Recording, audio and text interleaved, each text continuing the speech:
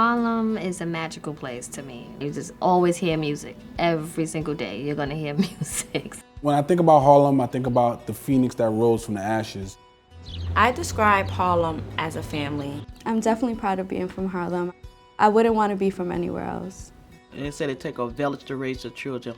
Harlem Children's Zone was our village. And I knew somewhere down that somebody was gonna do something good for Harlem.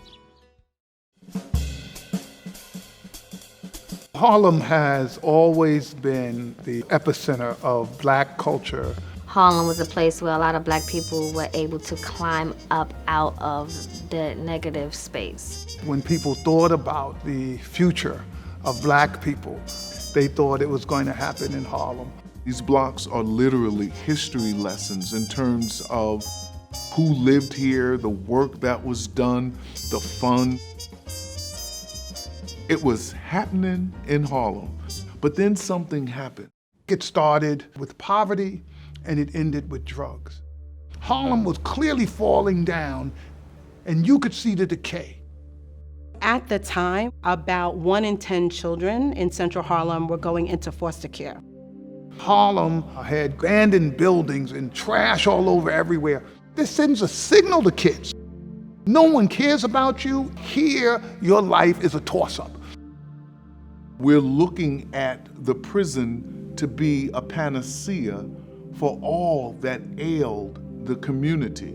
In many instances, society chases smoke, but refuses to put out the fire. Reedland began to develop programs that address the fire and not the smoke.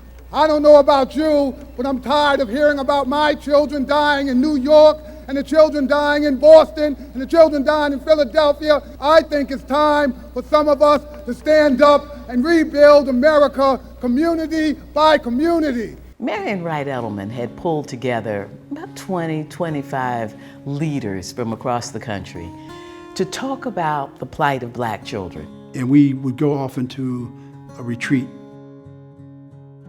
It's Alex Haley's farm after he wrote Roots. And Marion said, Jeff, this is it. This is where we're going to launch our crusade. Thus began the Harlem Children's Zone. We thought that it may not be easy, but it had to be us. We were willing to put whatever it takes to make a change here in Harlem. Doing any one thing was simply not going to allow children to reach their full potential. I've been trying to figure out how to meet some people who could help us with this mission, and someone said, well, do you know Stan Druckenmiller? Stan Druckenmiller has more money than God. And I said, Jeff, that's like the most fantastic, unbelievable vision I've ever heard. It's a little crazy, but I'm willing to bet on it. I was all in. Jeff said, if you put this money in, I promise you we will deliver these results. And if we don't, you can essentially have your money back. What we were trying to do here at the Harlem Children's Zone was to create a counter-narrative to what people thought about Black and brown children in Harlem or in any other community around this nation, because we think we have a model that can be replicated in other places. And that's why, when I'm president of the United States of America, the first part of my plan to combat urban poverty will be to replicate the Harlem Children's Zone in 20 cities across the country. Hi guys. Good morning. The ultimate goal of the Harlem Children's Zone is to end generational poverty. We definitely feel like we are doing that because we are sending hundreds of young people off to college and connecting them to a livable wage in a way that didn't happen before.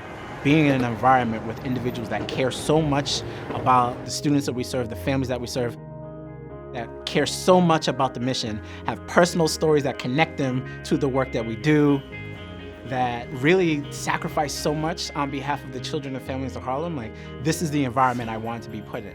This is it. We are finally done forever. But not done forever because you know HEZ follows you for the rest of your life.